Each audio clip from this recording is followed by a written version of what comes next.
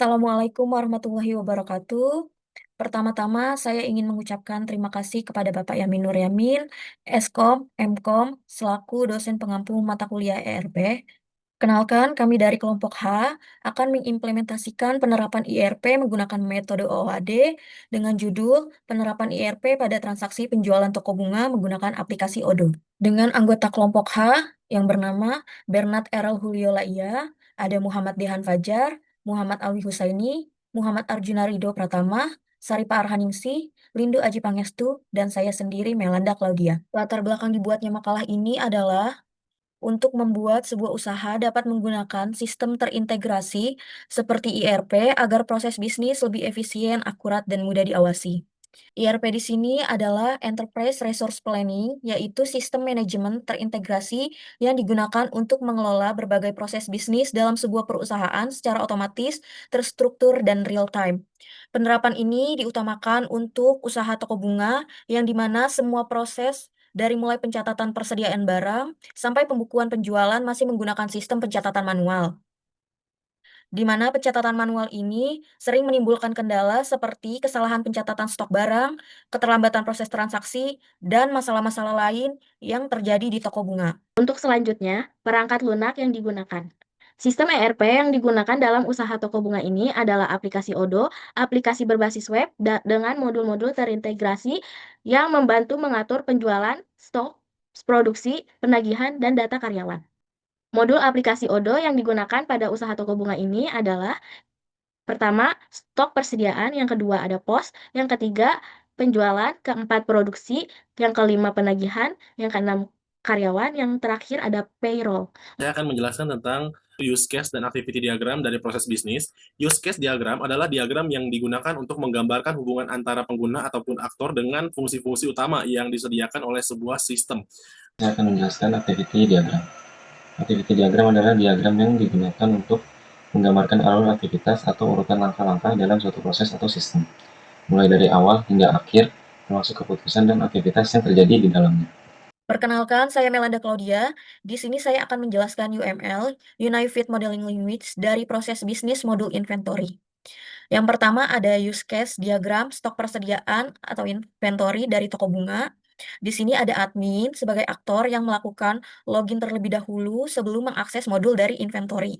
Setelah masuk, admin dapat mengelola data bunga seperti menambahkan, melihat daftar bunga, memperbaharui, dan menghapus data bunga. Pada modul inventory ini, admin juga dapat mengelola data penerimaan dan pengiriman barang.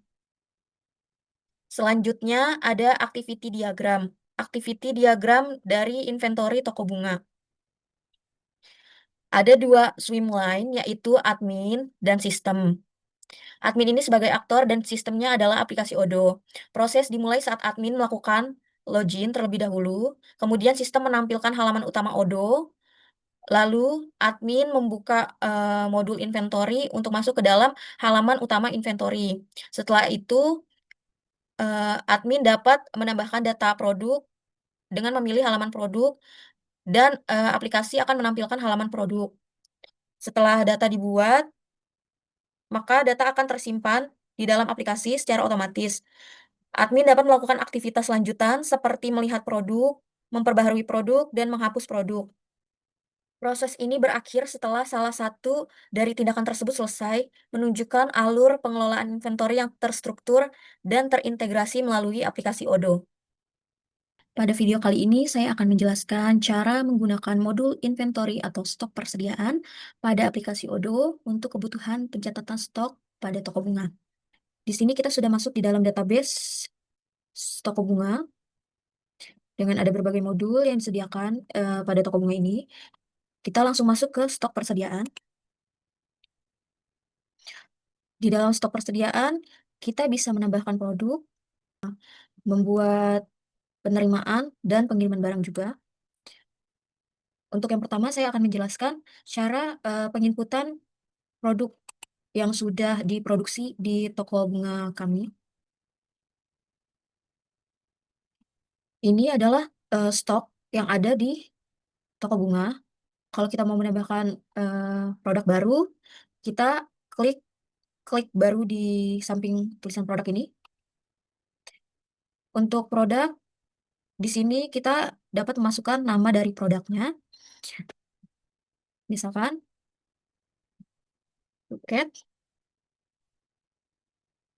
buket, wedding. Buket wedding, lily. Karena barang ini akan kita jual, maka untuk penjualannya kita checklist dan post kita checklist agar saat nanti kasir mengoperasikan penjualan, kasir dapat menambahkan produk Bed Wedding Lily ini. Lalu untuk pembeliannya kita tidak usah checklist. Di sini ada informasi umum yang terdiri dari tipe produk. Tipe produk ini adalah barang karena kita menjual barang. Untuk kebijakan penagihannya sudah dipesan. Lacak inventarinya di checklist. Kuantitas di tangannya kita isi. Misalkan hari ini kita udah produksi untuk pembuatan buket wedding lily ini 5. Untuk menentukan harga jualnya, kita masukkan di sini di harga jual 200.000. Untuk pajak tidak usah, kita nolkan saja. Modal yang digunakan untuk pembuatan buket wedding lily ini, misalkan kita masukkan 120.000. Kategori dari buket ini adalah barang ya, jadi goods. Pilih yang flower buket. Referensi ini adalah sebuah kode dari si produk tersebut. Untuk memasukkan referensi ini bisa berupa angka, simbol, dan huruf. Untuk buket wedding lily ini kita akan memberi referensi BKT, strip, WDNG, LL. Untuk barcode nggak usah karena nggak ada barcode-nya ya.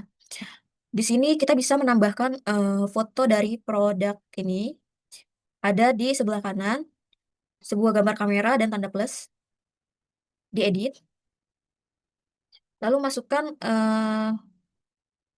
gambar produknya. Misal aja ya, yang ini. Dan ini. Lalu untuk pos, karena kita akan memasukkan barang tersebut ke dalam pos kasir, point of sale kasir, maka diisi di sini ya. Untuk barang tidak perlu ditimbang, jadi tidak usah di checklist. Kategorinya bisa dimasukkan di sini ada beberapa kategori di dalam point of sale. Ada buket bunga, buket Valentine, paper bag buket, sama flower basket. Kita akan memasukkan kategori di buket bunga aja. Pilih. Untuk deskripsi dari si barang atau produk tersebut, kita isi di sini. Misalnya, buket, buket bunga, buket bunga segar untuk acara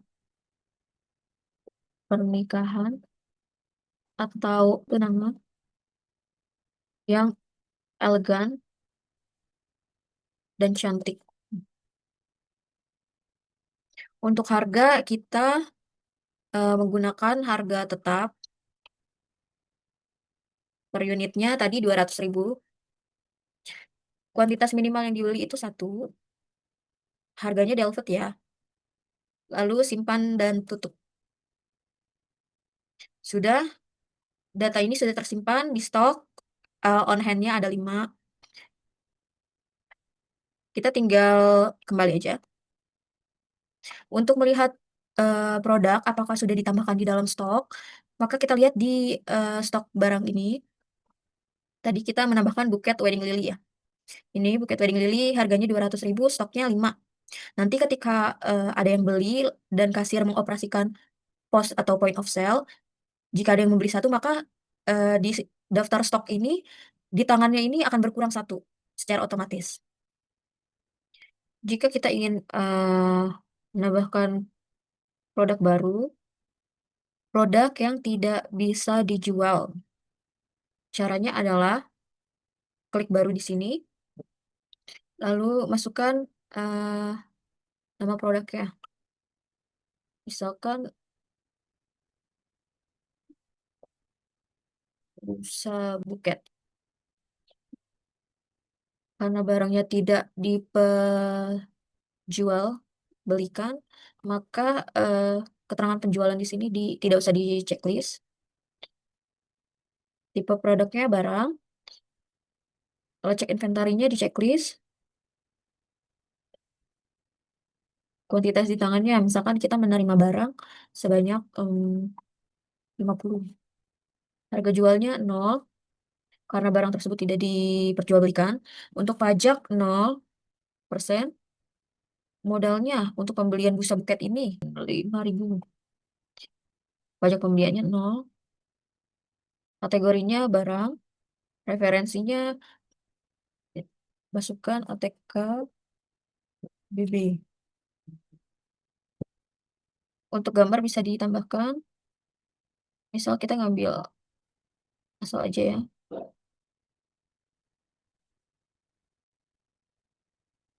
Sudah, kita cek di stok barang kita. Apakah sudah masuk? Sudah masuk, busa buket ada 50 piece. Ini adalah contoh dari penginputan stok barang. Perkenalkan, nama saya Saripah Al-Hanifsi dengan NIM 192593766. Pada kesempatan kali ini saya menjelaskan mengenai penggunaan modul POS atau disebut juga Point of Sale pada aplikasi Odoo. Use case diagram POS. Aktor utama dalam diagram ini terdapat satu aktor utama yaitu kasir, petugas yang berinteraksi langsung dengan sistem POS untuk melakukan berbagai aktivitas penjualan. Use case utama ini dengan fungsi yang dapat dilakukan oleh kasir seperti login. Kasir harus melakukan login, mengakses sistem. Use case ini merupakan titik awal dari seluruh proses. Untuk yang kedua, di sini ada logout. Setelah selesai bekerja, kasir dapat keluar dari sistem melalui fungsi logout. Use case ini di-include dalam proses login sebagai bagian dari pengelolaan sesi pengguna. Konfigurasi akun.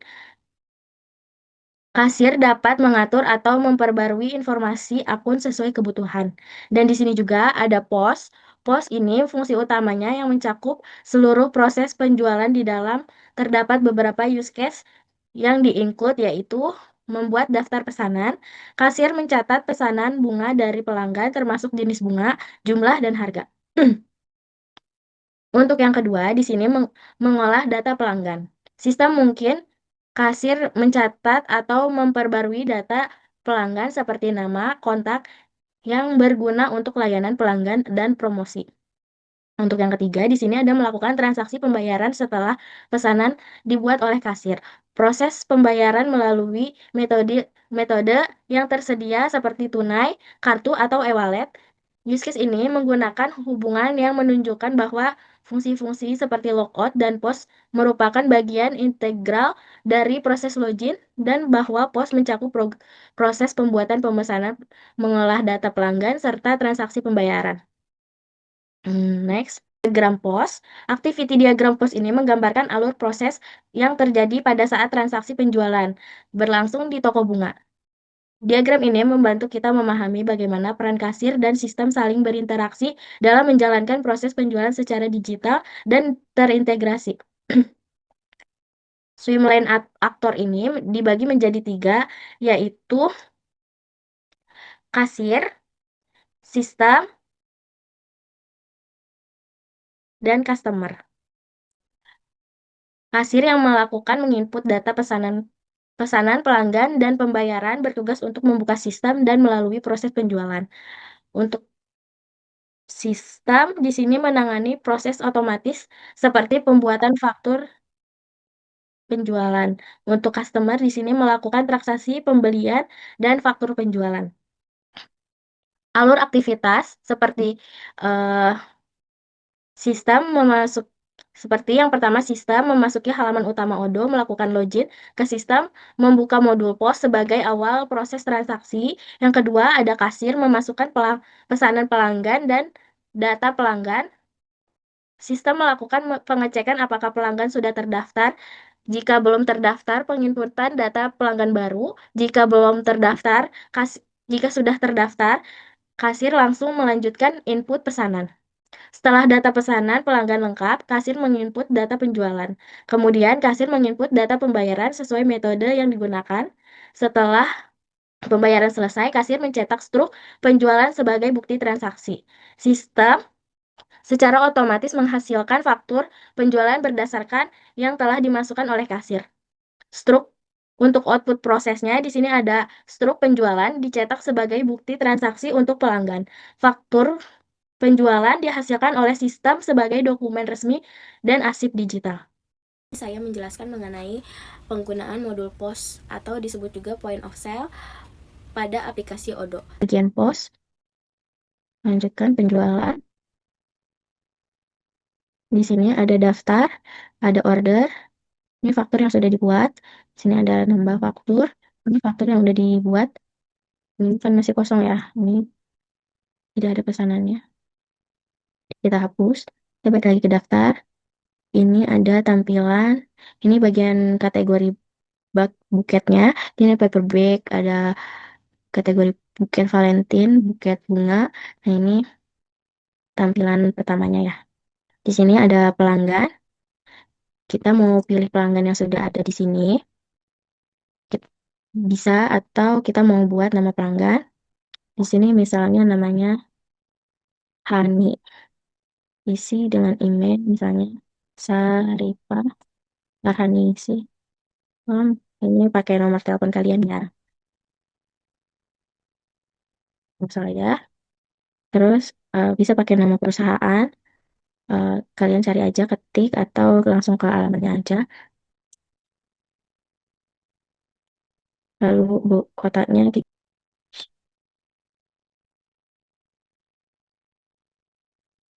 langsung simpan saja. Lalu di sini sudah ada ya, namanya Hani. Kita coba klik pesan buket mawar besar dan paper bag besar, atau mau ditambah pakai buket tulip yang kecil aja. Nah, di sini ada totalnya nih. Misalnya kalian mau ngasih diskon untuk per barangnya, di sini klik aja diskon. Kalian mau diskon berapa? Kalian tinggal ketik di sini langsung. Dia masukin harga dan di sini ada keterangannya. Untuk ini harganya udah diskon ya. Jika diskonnya dihapus juga bisa. Langsung X aja. Ini kalau misalnya untuk yang lainnya langsung klik aja. Kalau mau di diskon, kalau itu bisa langsung ke pembayar. Misalnya kalian mau pakai kas atau mau pakai kartu mau pembayaran debit, kalian di sini bisa langsung. Kalau misalnya langsung bayar, klik aja validasi. Kalau misalnya kalian mau pakai cash, bisa di sini kita klik cashnya, misalnya 350.000. Terus, nah, ini dikasih keterangan kembaliannya kalian dapat 5.000 ya. Terus kita lanjut klik faktur. Ini kita klik validasi. Tunggu. Dia akan mencetak struknya. Nah, ini hasil akhir cetak struknya. Nah, di sini ada nama kasirnya siapa, di sini nama pelanggan, di sini ada nama alamatnya, alamat pelanggan. Sini untuk pesanannya kalian juga udah bisa lihat ya detailnya seperti ini. Nah, langsung cetak aja kalau misalnya kalian mau print. Nanti hasilnya akan seperti yang tadi. Nah, seperti ini. Udah langsung print aja. Di sini juga langsung ada tanggalnya ya dan jamnya. Jadi kalau misalnya itu langsung ada detail tanggal sama jamnya juga. Nama saya Muhammad Arjuna Ridho Pratama dengan NIM 192593366, dan di sini saya akan menjelaskan tentang use case diagram penjualan ataupun sales, yang di mana penjualan sales ini terdapat yaitu satu aktor, yaitu dia sebuah admin, dan admin ini merupakan pengguna yang memiliki hak akses penuh terhadap sistem penjualan. Langkah awal yang harus dilakukan oleh admin ini adalah yang pertama adalah login ke dalam sistemnya. Use case login ini menjadi syarat utama sebelum admin dapat mengakses fitur lainnya.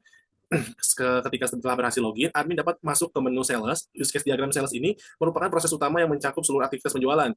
Terdapat beberapa use case yang saling berhubungan dan bersifat include, yaitu seperti melakukan penawaran kepada pelanggan, mengolah data pelanggan, membuat faktur pelanggan dan penjualan, serta melakukan transaksi pembayaran. Dan artinya setiap proses tersebut merupakan bagian dari proses sales dan tidak dapat berdiri sendiri tanpa sales. Selain itu juga, admin dapat melakukan konfigurasi akun. Namun, untuk mengakses konfigurasi akun, admin harus terlebih dahulu melakukan login, sehingga konfigurasi akun itu include dengan login. Setelah seluruh aktivitas selesai, admin dapat keluar dari sistem dengan melakukan logout yang juga bergantung pada status login. Pada kesimpulannya, use case diagram ini dia menggambarkan alur sistem penjualan yang terpusat pada admin, dimulai dari login, pengelolaan proses penjualan, hingga logout. Dan selanjutnya saya akan menjelaskan tentang activity diagram penjualan sales. Yang pertama itu dia menggambarkan alur proses, dan di sini saya ada gambar alur proses bisnis penjualan pada toko bunga dengan penerapan sistem ODO yang dimulai dari admin ini sebagai aktor utama yang melakukan login ke dalam sistem. Setelah loginnya berhasil, sistem akan menampilkan halaman utama ODO. Kemudian sistem menampilkan halaman utama penjualan dan admin memilih menu order. Setelah menu order dipilih, sistem akan menampilkan data order penjualan yang ada dan admin dapat membuat data order penjualan yang baru. Data order yang telah dibuat kemudian akan disimpan oleh sistem. Pada tahap ini terdapat pencabangan proses.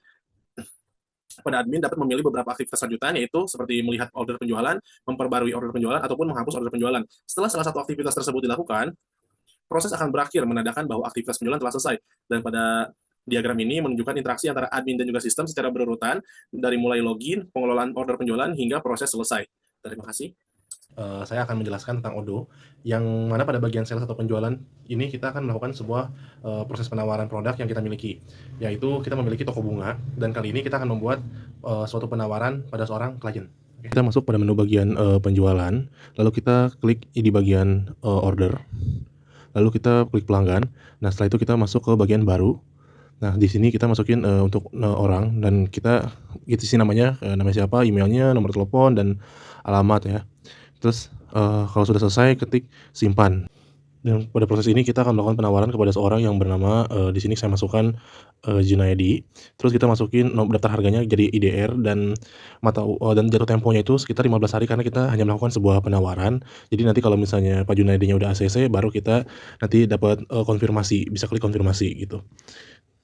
Dan kemudian di sini saya ada beberapa produk yang saya udah pilih ya. Di sini ada 2 bucket juga.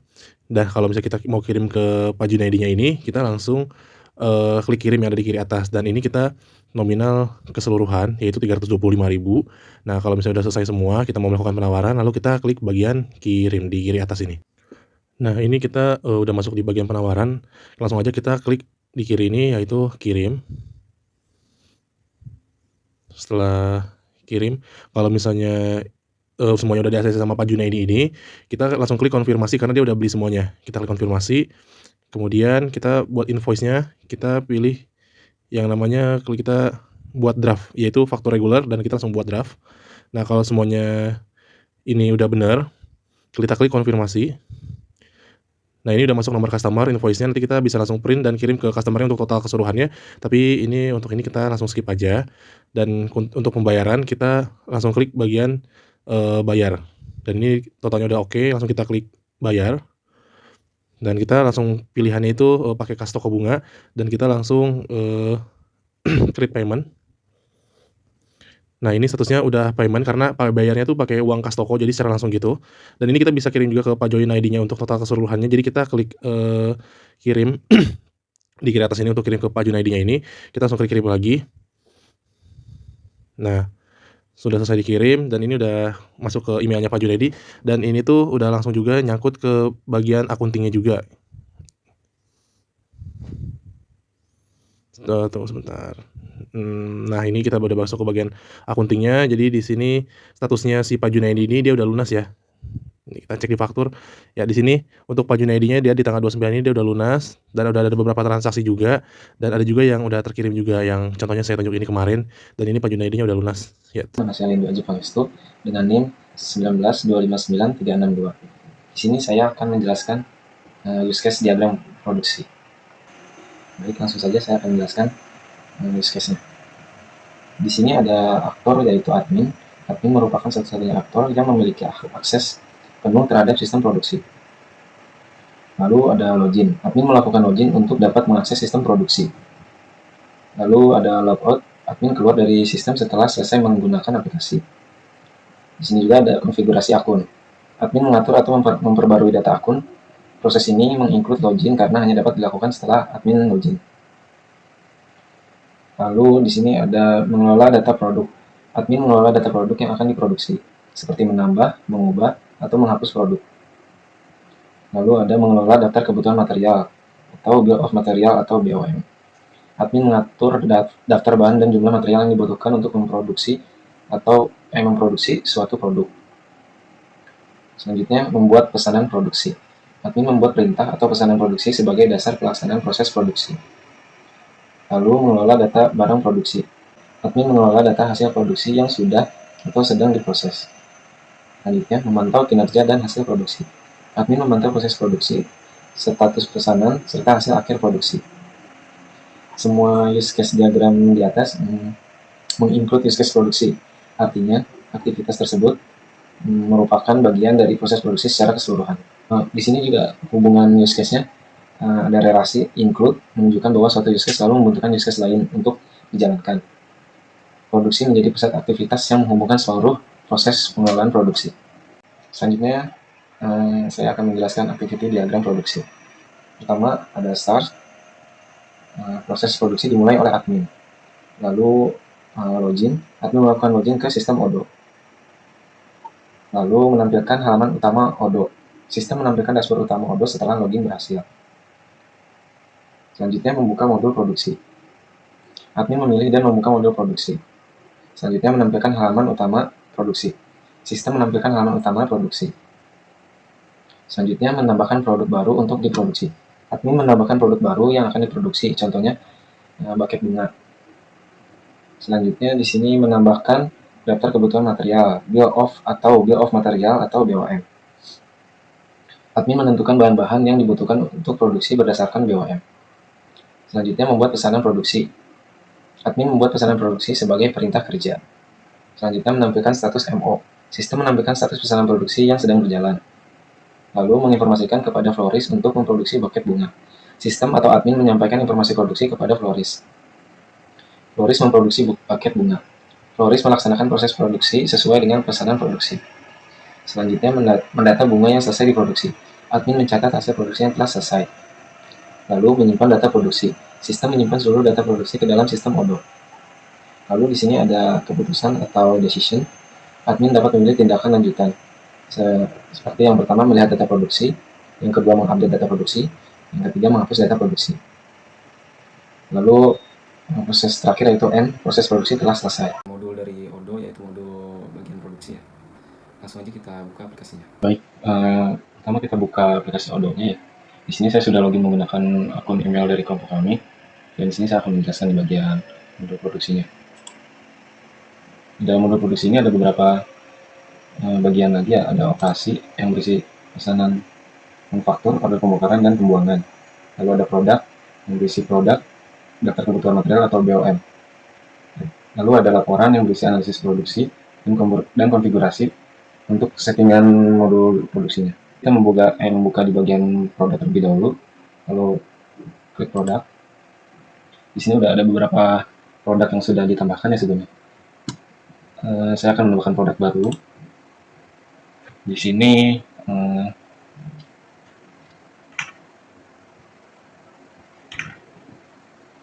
saya akan menambahkan produknya bernama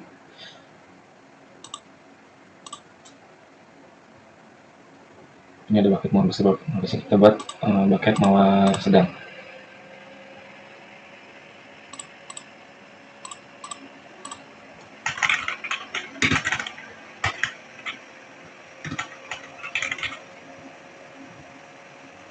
Di sini kita tambah jumlah selnya atau kuantitas air di bagian kuantitas ini kita tambahkan 1. Lalu di sini kita tambahkan foto.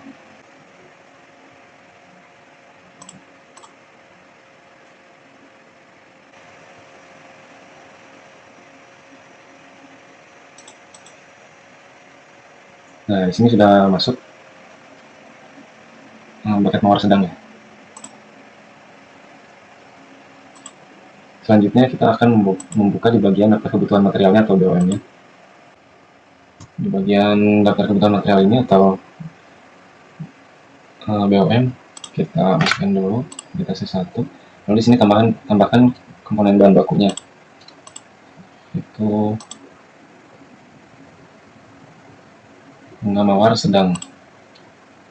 Selanjutnya kita masuk ke bagian pesanan manufaktur. Di sini kita buat baru, pilih produk yang tadi kita buat, yaitu paket mawar sedang.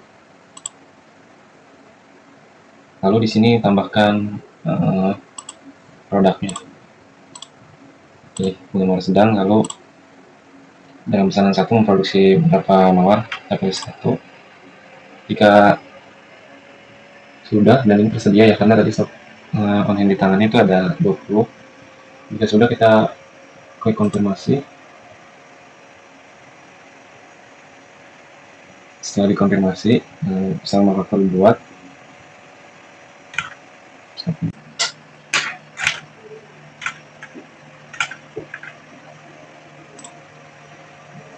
Setelah pesanan dikonfirmasi, akan muncul ini ya, pesanannya WH itu warehouse, MO itu material order, MO itu material ordernya, dan 06 itu nomor orderannya.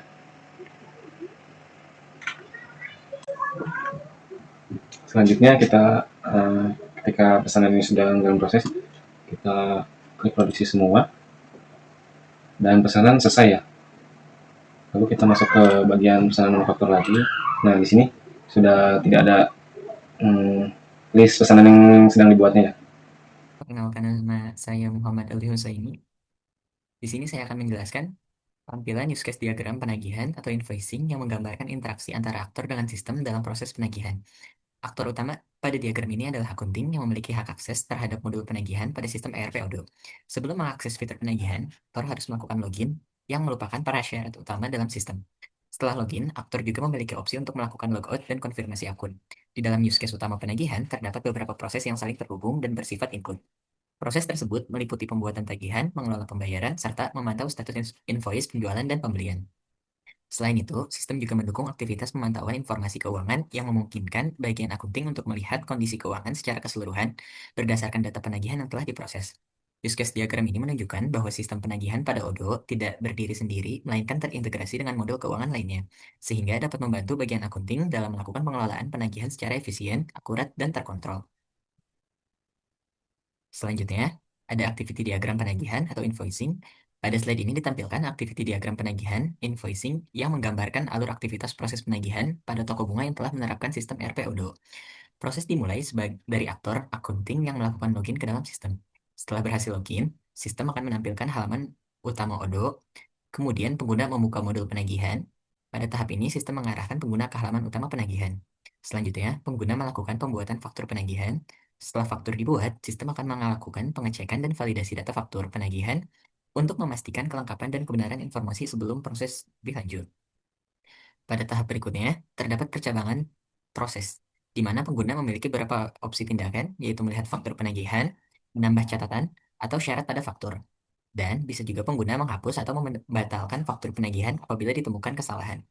Apabila faktur telah sesuai, sistem akan melanjutkan proses dengan mengirimkan dokumen penagihan kepada pelanggan melalui email.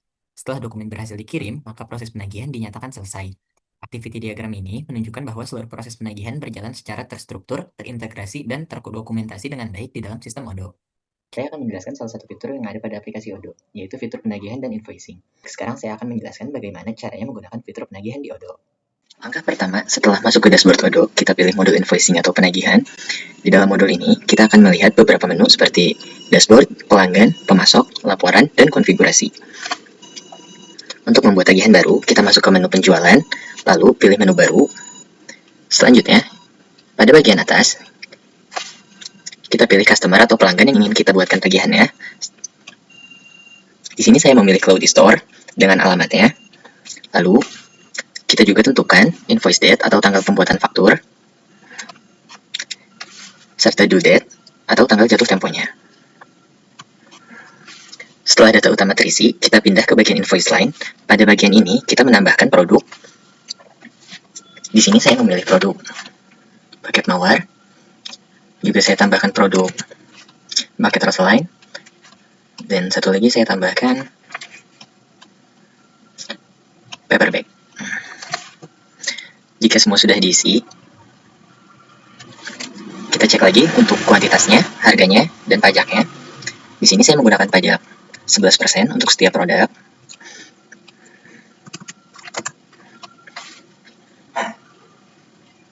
Dan Odoo akan otomatis menghitung jumlah pembayaran yang akan dibayarkan oleh customer. Jika semuanya sudah diisi, kita bisa melakukan pengecekan lagi apakah datanya sudah benar. Jika sudah sesuai, kita klik konfirmasi. Status invoice akan berubah menjadi posted. Di sini kita juga bisa melihat pratinjau.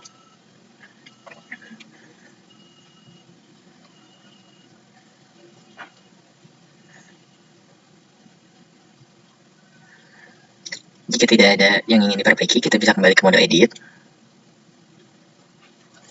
Lalu kita bisa mencetak atau mengirim dokumen tersebut kepada pelanggan. Di sini saya akan menggunakan fitur kirim untuk mengirim dokumen tersebut ke email pelanggan.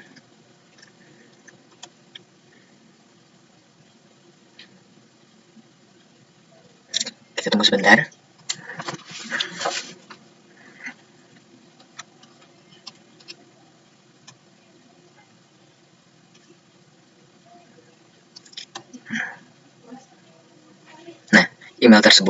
Email penagihan tersebut sudah masuk ke dalam email penerima. Di sini, email ini dikirim oleh admin kami, yaitu melenda@claudia@gmail.com.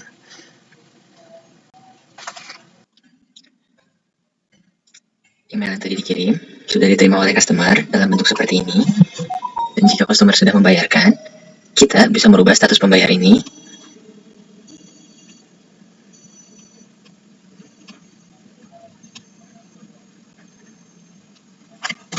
menjadi lunas. Pembayaran tersebut sudah masuk ke dalam data aplikasi toko bunga kami. Perkenalkan, nama saya Benatar Hudalaya dengan NIM 19259367. Baik, kita sekarang akan masuk pada use case diagram karyawan. Diagram ini menjelaskan hubungan antara aktor HR dengan fungsi-fungsi yang tersedia dalam sistem Odoo. Aktor HR memiliki akses untuk melakukan login sebagai fungsi utama sebelum menggunakan sistem. Setelah login, HR dapat mengakses fitur karyawan. Di dalam use case, karyawan terdapat beberapa aktivitas yang saling berkaitan, yaitu mengelola data karyawan, update data karyawan, dan melihat data karyawan. Seluruh aktivitas tersebut ditandai dengan relasi include yang berarti fungsi-fungsi tersebut merupakan bagian dari proses utama pengelolaan karyawan. Selain itu, HR juga dapat melakukan konfigurasi akun yang juga membutuhkan proses login terlebih dahulu, serta melakukan logout untuk keluar dari sistem. Use case diagram ini menunjukkan bahwa seluruh fungsi pengelolaan data karyawan terpusat pada aktor HR dan terintegrasi dalam sistem Odoo. Kemudian, kita lanjut pada activity diagram proses di bisnis sistem berjalan karyawan toko bunga penerapan Odoo. Diagram ini menunjukkan alur kerja antara aktor HR dan sistem Odoo dalam mengelola data karyawan. Proses dimulai dari HR yang melakukan login ke dalam sistem. Setelah login berhasil, sistem akan menampilkan halaman utama Odoo. Selanjutnya, HR membuka modul karyawan, kemudian sistem menampilkan halaman utama karyawan. HR kemudian melakukan pembuatan data karyawan dan dilanjutkan dengan menambahkan informasi karyawan seperti identitas dan data pendukung lainnya. Informasi tersebut akan disampaikan oleh sistem sebagai data karyawan. Setelah data tersimpan, terdapat keputusan atau pencabangan proses. Pada tahap ini, HR dapat memilih beberapa aktivitas lanjutan, yaitu melihat data karyawan, mengelola data karyawan, atau menghapus data karyawan. Setelah salah satu aktivitas tersebut dilakukan dan selesai, proses kemudian berakhir atau end.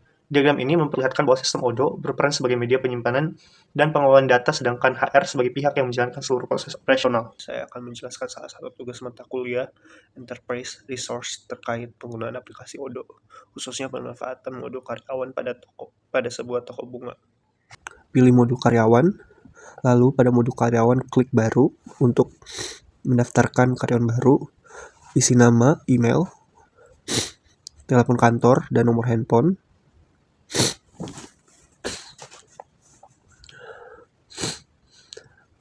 Kemudian lanjut pada kolom kerja, masukkan departemen, jabatan kerja, dan manajer. Kemudian lanjut pada lokasi, masukkan alamat tempat kerja. Kemudian lanjutkan pada usul work location, pilih Senin sampai Sabtu di office, lalu hari Minggu kosongkan karena libur. Masukkan dalam catatan minggu libur. Kemudian masuk ke lanjutan kerja, isi update keterampilan, bahasa dan komunikasi, kemudian resume, masukkan judul, surat keterangan lulus contohnya, dan masukkan data yang dibutuhkan, kemudian sertifikat, data pribadi diisi, lalu penggajian dan penyesuaian gaji diisi, kemudian pengaturan, masukkan kode PIN dan nomor PIN untuk aksesibilitas seperti absensi, lalu daftarkan dan cetak, lalu akan tampil barcode, kemudian masuk pada departemen, klik baru, masukkan nama departemen, lalu upload, kemudian balik ke departemen, akan tampil departemen baru, kemudian masuk ke karyawan, pilih karyawan untuk setelah kita isi sebelumnya, lalu pilih departemennya itu kasir, kemudian kembali ke departemen, cek, akan ada tampilan karyawan baru yang telah kita buat di dalam departemen yang baru kita buat juga. Kemudian masuk ke learning, laporan, dan konfigurasi. Selanjutnya kita masuk pada use case diagram payroll. Diagram ini memperlihatkan hubungan antara aktor HR dengan fitur-fitur payroll yang tersedia dalam sistem Odoo. Aktor HR harus melakukan login untuk dapat mengakses sistem. Setelah login, HR dapat mengakses modul payroll. Di dalam use case payroll terdapat beberapa fungsi yang saling terhubung dengan relasi include, yaitu mengelola gaji karyawan, mengelola absen karyawan, dan mengelola slip gaji karyawan. Fungsi-fungsi ini merupakan bagian inti dari proses payroll. Selain itu, HR juga memiliki akses untuk melakukan konfigurasi akun yang juga memerlukan login terlebih dahulu, serta logout untuk keluar dari sistem setelah seluruh proses selesai. Use case diagram ini menegaskan bahwa seluruh aktivitas penggajian terpusat pada HR sebagai aktor utama dan dijalankan melalui modul payroll di Odoo. Selanjutnya kita masuk pada activity diagram proses bisnis sistem berjalan payroll toko bunga penerapan Odoo. Diagram ini menggambarkan alur penggajian yang melibatkan HR, sistem Odoo, dan karyawan. Proses ini dimulai ketika HR melakukan login ke sistem. Setelah berhasil, sistem menampilkan halaman utama Odoo, HR kemudian membuka modul payroll, dan sistem menampilkan halaman utama payroll. Selanjutnya, HR melakukan pembuatan entry kerja yang berisi data kehadiran atau jam kerja karyawan. Berdasarkan data tersebut, HR membuat payrun, lalu sistem menyimpan payrun sebagai dasar perhitungan gaji. Setelah payrun dibuat, HR melanjutkan dengan membuat slip gaji karyawan. Slip gaji tersebut kemudian divalidasi oleh HR. Pada tahap validasi ini, sistem menyimpan pembayaran gaji sebagai lunas, menandakan bahwa proses penggajian telah disetujui dan selesai secara administratif. Setelah validasi, HR dapat mencetak slip gaji pada tahap ini. Karyawan menerima gaji dan juga menerima slip gaji sebagai bukti pembayaran. Proses kemudian berakhir atau end. Diagram ini menunjukkan bahwa sistem Odoo berfungsi untuk mengotomatisasi perhitungan, pencatatan, dan dokumen penggajian, sementara HR berperan sebagai pengelola utama proses. Saya akan membahas tentang kesimpulan. Digitalisasi proses bisnis melalui sistem integrasi Odoo memberikan manfaat besar bagi operasional. Odoo memberikan modul seperti inventory, post, sales, manufacturing, employees, invoicing, dan payroll yang saling terhubung. Sehingga setiap transaksi penjualan otomatis memperbarui data persediaan laporan dan penagihan. Sistem ini mempercepat transaksi, mempermudah pengelolaan produk, meningkatkan akurasi data, serta menyediakan laporan real-time dibandingkan metode manual. ERP jauh lebih efisien dan meningkatkan kualitas pelayanan. Dengan demikian, Odoo menjadi solusi modern yang mendukung pengembangan bisnis toko bunga secara profesional dan terstruktur. Selanjutnya kita masuk pada saran. Untuk meningkatkan efektivitas penerapan RP pada toko bunga, pengguna perlu dapat pelatihan penggunaan modul Odoo agar dapat mengoperasikan sistem dengan tepat dan meminimalkan kesalahan data. Evaluasi rutin juga penting untuk memastikan setiap modul berjalan optimal dan proses bisnis tetap sesuai kebutuhan. Seiring perkembangan bisnis, toko dapat memanfaatkan modul tambahan seperti CRM, purchases, atau marketing automation. Selain itu, penerapan pembagian akses user role disarankan untuk menjaga keamanan data. Dengan penerapan ERP yang konsisten dan didukung sumber daya manusia yang kompeten, toko bunga dapat mencapai efisiensi operasional dan mampu bersaing di era digital. Baik, demikian presentasi kelompok kami kali ini. Mohon maaf apabila ada kesalahan dalam penyampaian, tutur kata maupun perilaku kami. Sekian dan terima kasih.